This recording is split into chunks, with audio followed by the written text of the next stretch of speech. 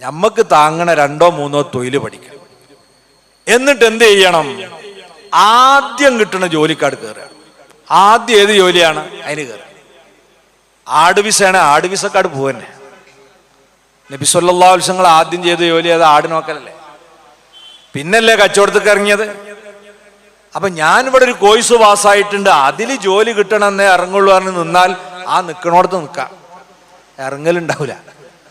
എല്ലാവരും അങ്ങനെയാണ്. ചെറിയ ജോലി തുടങ്ങി അവിടുന്ന് ഇങ്ങനെ ഘട്ടം ഘട്ടമായിട്ട് പോകല.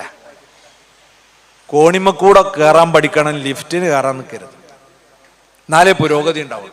ലിഫ്റ്റിന് കയറി ആ പോണ അതേ സ്പീഡിൽ തന്നെ താഴോട്ട് പോരുകയും ചെയ്യും. കോണിമക്കൂടെ കയറിയാൽ അങ്ങനെയല്ല, അതിന് ഒരു പിടുത്തുണ്ടാവും. അപ്പൊ നമ്മൾ കിട്ടുന്ന ഒരു ജോലിയിൽ ആദ്യം കയറി, ഇവൻ പണിക്ക് പോണവനാണ്, അവൻ തിരക്കടില്ല, ഓൻ എന്തെങ്കിലും പറ്റും എന്ന് ആർക്കെങ്കിലും തോന്നുമ്പോഴേ നമ്മളെ വേറെ പണിക്ക് പിന്നെ വിളിക്കുക. പോകാതെ ഞാൻ പഠിച്ചത് എന്നെ കിട്ടണം എന്ന് പറഞ്ഞ് കാത്തു നിന്നാൽ നിങ്ങൾക്ക് ജോലി കിട്ടലുണ്ടാവില്ല. അതുകൊണ്ട് എൻ്റെ പ്രിയപ്പെട്ട ചെറുപ്പക്കാരോട് പറയാനുള്ളത്, നമ്മൾ ജോലി പഠിക്കുകയും എന്തെങ്കിലും ഒരു തൊഴിലിലേക്ക് വേഗം പ്രവേശിക്കുകയും ചെയ്യണം. ആയുസ് നമ്മളെ കാത്തുക്കൂല. അത് ഏത് ജോലിയും നമുക്ക് ചെയ്യാം. അഷ്റഫുൽ ഖൽഖ് സ്വല്ലല്ലാഹു അലൈഹി വസല്ലമ തങ്ങൾ പറഞ്ഞല്ലോ, കാന സക്കരിയ അലൈഹിസ്സലാത്തു വസ്സലാമു നജ്ജാറാ. ഇമാം മുസ്ലിം റിപ്പോർട്ട് ചെയ്ത ഹദീസിൽ കാണാം, സക്കരിയ നബി അലൈഹിസ്സലാം ആശാരിപ്പണിക്കാരനായിരുന്നു.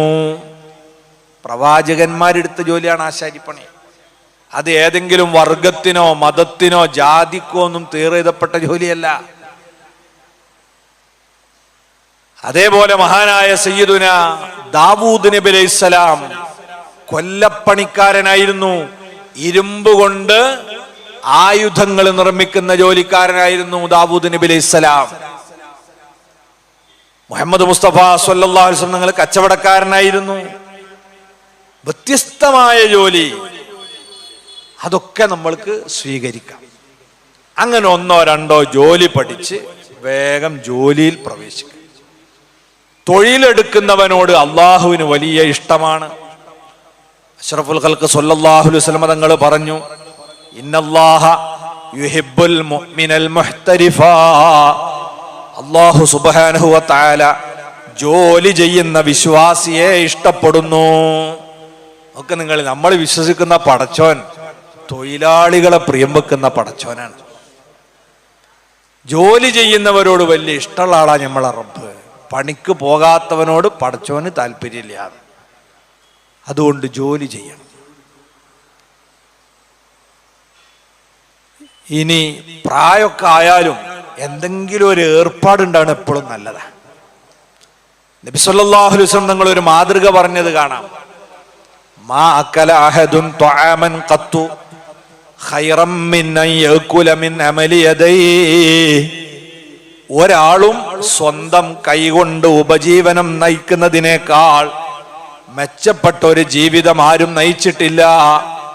സ്വന്തം കൈകൊണ്ട് അധ്വാനിച്ച് ആഹാരം കഴിക്കുന്നതിനേക്കാൾ മുന്തിയ ഒരു ഭക്ഷണവും ഒരാളും കഴിച്ചിട്ടില്ല. എപ്പോഴും സ്വന്തം അധ്വാനത്തിന്റെ ഫലത്തിൽ ജീവിക്കാനാ നമ്മൾ ശ്രദ്ധിക്കേണ്ടത്. എന്നിട്ടൊരു മാതൃകാ പുരുഷൻ അവിടുന്ന് അവതരിപ്പിക്കുന്നു. ഫഇന്ന നബിയല്ലാഹി ദാവൂദ് അലൈഹിസ്സലാം കാന യഅകുലു മിൻ അമലി യദൈഹി. അല്ലാഹുവിന്റെ ദൂതരായ ദാവൂദ് നബി അലൈഹിസ്സലാത്തു വസ്സലാം സ്വന്തം കൈകൊണ്ട് അധ്വാനിച്ച് ജീവിക്കുന്ന ആളായിരുന്നു. ദാവൂദ് നബിയെ അങ്ങനെ പറയാൻ കാരണം എന്താ? ദാവൂദ് നബി അലൈഹിസ്സലാം സുലൈമാൻ നബി അലൈഹിസ്സലാമിന്റെ വാപ്പയാണ്. സുലൈമാൻ നബി അലൈഹിസ്സലാമോ ലോകം മുഴുവനും അടക്കി ഭരിച്ച രാജാവാണ്. അതിനു മുമ്പ് ദാവൂദ് നബി അലൈഹിസ്സലാമും ഒരു പ്രദേശം ഭരിച്ച രാജാവായിരുന്നു. മകൻ ലോകം അടക്കി വാഴുന്ന കാലത്ത് ആ മകന്റെ വാപ്പ രാവിലെ എഴുന്നേറ്റ് പണിക്ക് പോവാന്ന് പറഞ്ഞാൽ അത്ഭുതമല്ലേ അത്? അതുകൊണ്ടാണ് നബി സല്ലല്ലാഹു അലൈഹി വസല്ലം ആ മാതൃക അവതരിപ്പിച്ചത്. അപ്പൊ നമ്മളെ മക്കൾ എത്ര വലിയ പണക്കാരാണെങ്കിലും വാപ്പാരെന്തിനെ ആശ്രയിക്കാൻ നിൽക്കരുത്. ആ മകന്റെ കാശ് വരുമല്ലോ എന്ന് ആശ്രയിച്ച് നിൽക്കരുത്. നമ്മളെ കാൽമ തന്നെ നിൽക്കുന്നതിനെ കുറിച്ച് ചിന്തിക്കുക പരമാവധി. എന്നാ മക്കളുള്ളത് വാങ്ങലും എടുക്കലും ചോദിക്കലും ഒക്കെ നമുക്ക് തെറ്റാണോ? അല്ല, മക്കളും അവരെ സമ്പാദ്യവും നമ്മുടേതാണ്. ഇനി യാതൊരു വിരോധവുമില്ല. പക്ഷേ അങ്ങോട്ടൊന്നും പോവാതെ നമ്മൾ മരിക്കണരെ സ്വന്തം കാലുമേൽ നിൽക്കുക, ആ ഒരു മനസ്സാണ് നമുക്കുണ്ടാകേണ്ടത്. അതുകൊണ്ട് ജോലി ചെയ്യാൻ പറ്റുന്ന കാലത്തോളം എന്തെങ്കിലും ഒരു ഏർപ്പാട് നമ്മളെ ഉപജീവനത്തിനുള്ളത് നമ്മൾ നടത്തിക്കൊണ്ടു പോവുക. അങ്ങനെ പണിയെടുക്കുന്നവരോടാണ് അള്ളാഹുവിന് താല്പര്യമുള്ളത്.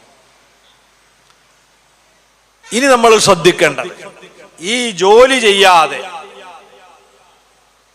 അധ്വാനിക്കേണ്ട സമയത്ത് പണിയെടുക്കാതെ പിന്നീട് പെണ്ണ് കെട്ടി 5-6 മക്കളായി ഓല കെട്ടിക്കാൻ നോക്കുന്ന സമയത്ത് കയ്യിലൊരു ഈപ്പിയില്ല, പിന്നെ റസീറ്റ് അടിച്ചിറങ്ങ. സുബ്ഹാനല്ലാഹ്. അള്ളാഹിന്റെ റസൂൽ സ്വല്ലല്ലാഹു അലൈഹി വസല്ലമ പറഞ്ഞു, നിങ്ങൾ ഒരിക്കലും യാചന ശീലിച്ചു പോകരുത്. ഇന്നസ്സായില യഅതി യൗമൽ ഖിയാമ ലൈസ ഫീ വജ്ഹിഹി മുസ്അത്തു ലഹ്മിൻ. യാചന ശീലിച്ച മനുഷ്യൻ നാളെ പരലോകത്ത് വരുമ്പോൾ അവന്റെ മുഖത്ത് മാംസത്തിന്റെ ഒരൽപ്പം പോലും ബാക്കിയുണ്ടാവൂല.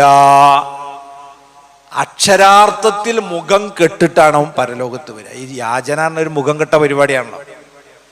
അത് ജീവിതത്തിന്റെ ഭാഗമാക്കുന്നവരെ അള്ളാഹു പരലോകത്ത് അങ്ങനെ കൊണ്ടുവരും. മുഖത്ത് അസ്ഥി മാത്രമേ ഉണ്ടാവുള്ളൂ. അള്ളാഹു നമ്മളെ കാത്തുരക്ഷിക്കട്ടെ. ഹലാലായ സമ്പത്ത് എന്ന് അള്ളാഹു നമ്മളെ അനുഗ്രഹിക്കുമാറാകട്ടെ. മുത്തുനബിന്റെ മുമ്പിൽ ഒരു ചെറുപ്പക്കാരൻ വന്നല്ലോ. നബി സല്ലല്ലാഹു അലൈഹി വസല്ലം തങ്ങള് ആര് വന്ന് എന്ത് ചോദിച്ചാലും അപ്പ കൊടുക്കണ ആളാ. അവിടുത്തെ ജീവിതത്തിൽ തരൂല എന്ന് പറയുന്ന ഒരു സ്വഭാവക്കാരനല്ല. എന്ത് ചോദിച്ചാലും കൊടുക്കും. ഒരിക്കൽ ഒരു സ്വഹാബി, ഒരു വനിത, നബിതങ്ങളെ അങ്ങേയറ്റം പ്രിയം വെക്കുന്ന ഒരു ഉമ്മ മുത്തുനബിക്ക് ഒരു കമീസ് തുന്നിക്കൊടുത്തു. അന്നൊക്കെ തുന്നലാണ്, മെഷീനൊന്നുള്ള കാലല്ല. നബി സല്ലല്ലാഹു അലൈഹി വസല്ലം തങ്ങൾ അത് ധരിച്ചു നോക്കുമ്പോൾ നല്ല പാകം. ആ ഉമ്മന്റെ കണക്കൂട്ടലൊന്നും തെറ്റിയില്ല. നബിതങ്ങളെ കുറിച്ച് മനസ്സുകൊണ്ടാണ് വന്നിട്ട് അളവെടുത്തിട്ടൊന്നുമല്ലല്ലോ ഇപ്പൊ ഇത് ഉണ്ടാക്കണം. അന്ന് ജമാഅത്തിന് വന്നപ്പോ ആ കുപ്പായ ഇട്ടിട്ടാണ് നബി സല്ലല്ലാഹു അലൈഹി വസല്ലം തങ്ങൾ വന്നത്. സ്വഹാബത്തൊക്കെ നോക്കി അഭിപ്രായം പറഞ്ഞു, നല്ല ചേർച്ചുണ്ടില്ലേ, നല്ല ചൊർക്കുണ്ടില്ലേ എന്ന് ഇങ്ങനെ എല്ലാവരും അഭിപ്രായം പറഞ്ഞു. അത് പറഞ്ഞുകൊണ്ടിരിക്കണേന്റെ ഇടയിൽ സദസ്സെന്ന് ഒരാള്, നബിയെ ആ കുപ്പായ എനിക്ക് തരുമോന്ന് ചോദിച്ചു. നിങ്ങൾ ആലോചിച്ചു. ആ സമയത്ത് സദസ്സ് മൊത്തം ഈ ആളൊരൊറ്റ നോട്ട. ചില ആൾക്കാർ കണ്ണുട്ടിച്ച് എന്ത് മനുഷ്യനടാ, നബിതങ്ങൾക്ക് ഇത്ര ഇഷ്ടപ്പെട്ട ഒരു കുപ്പായ അങ്ങനെ ചോദിക്കാൻ പാടുണ്ടോ? ആൾക്കാരിങ്ങനെ പല്ലെറുമ്പാണ്. നബി സല്ലല്ലാഹു അലൈഹി വസല്ലം മുഖത്തിന് ഒരു ഭാവമാറ്റമില്ല. അവിടുന്ന് നേരെ റൂമിൽ പോയി ആ കുപ്പായ അയച്ച് നല്ല വൃത്തിയിൽ മടക്കി നബിതങ്ങളുടെ പഴയ കുപ്പായം തന്നെ ഇട്ട് ഇത് കൊണ്ടുവന്ന് സന്തോഷത്തോടെ അയാളെ കയ്യിലാട് വെച്ചു. അപ്പൊ ആ സഹോദരൻ ആ സദസ്സിനോട് പറഞ്ഞു, പ്രിയപ്പെട്ടവരെ, ഞാൻ ഈ കുപ്പായം ചോദിച്ചു വാങ്ങിയത് എന്തിനാന്ന് നിങ്ങൾക്കറിയോ? നാളെ മുതൽക്ക് ഇത് നിങ്ങളെ മുമ്പിലൂടെ ധരിച്ചിട്ട് ഇങ്ങനെ ചെത്തി മിന്നി നടക്കാനല്ല. അഷ്റഫുൽ ഖൽഖ് മുഹമ്മദ് മുസ്തഫ സ്വല്ലല്ലാഹു അലൈഹി വസല്ലം റഹ്മത്തുൽ ലിൽ ആലമീനായ പുന്നാര നബി തങ്ങളുടെ ശരീരം സ്പർശിച്ച ഈ കുപ്പായം ഞാൻ വാങ്ങി വെക്കുന്നത് നാളെ ഞാൻ മരണപ്പെട്ട് കഴിഞ്ഞാൽ എന്നെ കഫംപുടവയിൽ പൊതിയുന്ന സമയത്ത് എന്റെ ശരീരത്തോട് ചേർത്ത് വെക്കാൻ മുത്തുനബിയുടെ ശരീരം തൊട്ട ഒരു കുപ്പായം കിട്ടുമല്ലോ എന്ന സന്തോഷത്തിലാണ്. അല്ലാതെ ഇതിട്ട് ഇങ്ങനെ നാട്ടിൽ കൂടെ ഉഷാറായി നടക്കാനല്ല. നബി സല്ലല്ലാഹു അലൈഹി വസല്ലം നിങ്ങൾക്ക് അത് അറിയാം. അതുകൊണ്ട് തന്നെ ആ സ്വഹാബിക്ക് അത് കൊടുക്കണത് ബർക്കത്തിന് വേണ്ടി കൊടുത്തതാ. സ്വഹാബാക്കളൊക്കെ വിശ്വാസം അതാണ്. റസൂലുള്ളാഹി തങ്ങളെ ശരീരം തൊട്ടൊരു സാധനം എൻ്റെ ശരീരത്തിലുണ്ടായ എനിക്ക് ഖബറിന്റെ അദാബ് വരൂല എന്ന് അവരെ വിശ്വാസമാണ്. നബി തങ്ങൾ ആ വിശ്വാസത്തെ അംഗീകരിച്ച് കൊടുക്കണം. അങ്ങനെ കൊടുക്കണ നബി തങ്ങളോട് ഒരു ചെറുപ്പക്കാരൻ വന്ന് പറയാ, നബിയെ എന്തെങ്കിലും തരണം. കണ്ടാല് നല്ല ജോലി ചെയ്യാനുള്ള തടിയും വണ്ണും ആരോഗ്യമൊക്കെ ഉണ്ട്. അപ്പൊ നബി തങ്ങൾ ചോദിച്ചു, എൻ്റെ അടുത്ത് ഒന്നുമില്ല ചോദിച്ചു. ഒന്നുമില്ല. എന്നാ പൊരയിൽ എന്തെങ്കിലും ഉണ്ടോ ചോദിച്ചു. പൊരയിലൊരു കമ്പിളിപ്പതപ്പുണ്ട്, എന്നാ എടുത്തുണ്ടാണ്. പൊരയെ പറഞ്ഞത് കൊണ്ടുവരിപ്പിച്ചു. എന്നിട്ട് പള്ളിയിൽ നിന്ന് ഇത് ലേലം ചെയ്തു. ഇതാരെടുക്ക? ഒരാൾ പറഞ്ഞു 1 ദിർഹമിന് ഞാൻ തരൂല എന്ന് പറഞ്ഞു. എന്നാ 2 ദിർഹമിന് ഞാൻ എന്ന് പറഞ്ഞു വേറൊരാൾ. എന്നാ പിടിച്ചോ പറഞ്ഞു. അങ്ങനെ 2 ദിർഹമിന് അത് കൊടുത്ത് ഇദ്ദേഹത്തെ ഏൽപ്പിക്കുകയാണ്. അതാ 1 ദിർഹം കൊണ്ട് നിങ്ങൾ പോയിട്ട് എന്ത് വേണം, നിങ്ങളെ വീട്ടിലേക്ക് ആവശ്യമുള്ള സാധനങ്ങളൊക്കെ വാങ്ങും. 1 ദിർഹം കൊണ്ട് 1 കോടാലിയും വാങ്ങും. എന്നിട്ട് ഇങ്ങോട്ട് വരുന്ന പറഞ്ഞ മാതിരി അദ്ദേഹം ചെയ്തു. നബി സല്ലല്ലാഹു അലൈഹി വസല്ലം നിങ്ങൾ അവിടുത്തെ ബർക്കത്താക്കപ്പെട്ട കൈകൊണ്ട് ഒരു താഴെ ഉണ്ടാക്കി ഈ കോടാലിക്ക് പിടിയിട്ട് കൊടുത്തിട്ട് കയ്യോടെ ഏൽപ്പിച്ചു കൊടുത്തിട്ട് പറഞ്ഞു, പുറമ്പോക്ക് ഭൂമിയിൽ പോയി വിറക് വെട്ടുക, മാർക്കറ്റ് കൊണ്ടുപോയി വിൽക്കുക.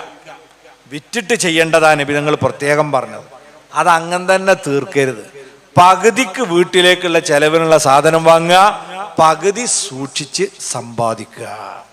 നമുക്കൊക്കെ ഒരു പാടാ. കുറേ ആൾക്കാരുണ്ട്, പ്രത്യേകിച്ച് കടപ്പുറ ഏരിയയിലൊക്കെ ഉള്ള ആൾക്കാർ ചില സമയത്ത് നല്ലോണം മീൻ കിട്ടൂലേ, അപ്പോൾ ഒരൊറ്റ അടിപൊളിയാ. പിന്നെ മീൻ കിട്ടാതായാലോ പിന്നെ ഇല്ലാത്ത മൈരു തീർക്കുക. അങ്ങനെ ആവരുത്. നമ്മളെ സമ്പാദ്യം നമ്മൾ അങ്ങനെ തന്നെ ചെലവാക്കാൻ പാടില്ല. ഒരു വിഹിതം എപ്പോഴും എന്ത് ചെയ്യണം, സമ്പാദിച്ചു വെക്കുന്ന ശീലമുണ്ടാകണം.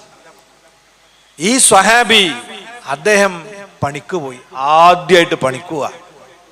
മറ്റു ശീലം കയ്യാട്ടല. അത് മാറ്റി വിറക് വെട്ടാൻ പോയി, ചന്തയിൽ കൊണ്ടുപോയി വിറ്റു.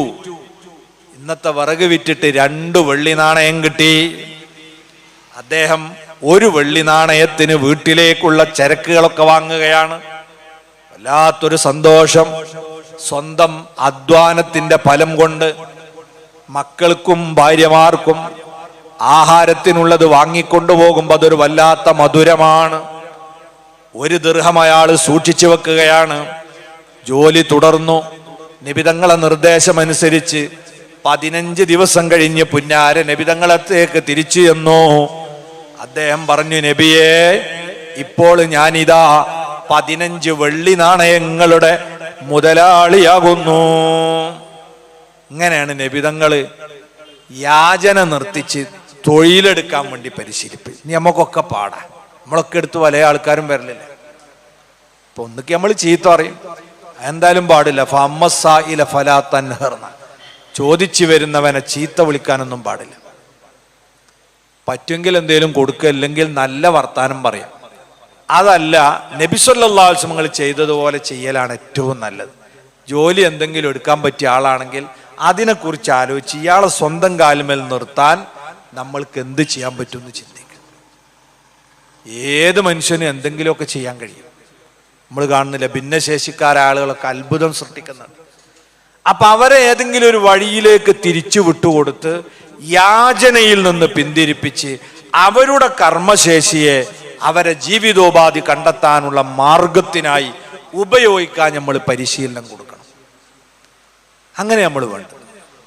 അങ്ങനെ ചെയ്യാതിരുന്നാൽ ജീവിതത്തിന്റെ ആവശ്യങ്ങൾ വരുമ്പോൾ മറ്റുള്ളവരുടെ മുമ്പിൽ യാചിച്ചിറങ്ങേണ്ടി വരും. അള്ളാഹു നമ്മളെ കാത്തുരക്ഷിക്കുമാറാകട്ടെ. അപ്പൊ നമ്മൾ സമ്പാദിക്കുക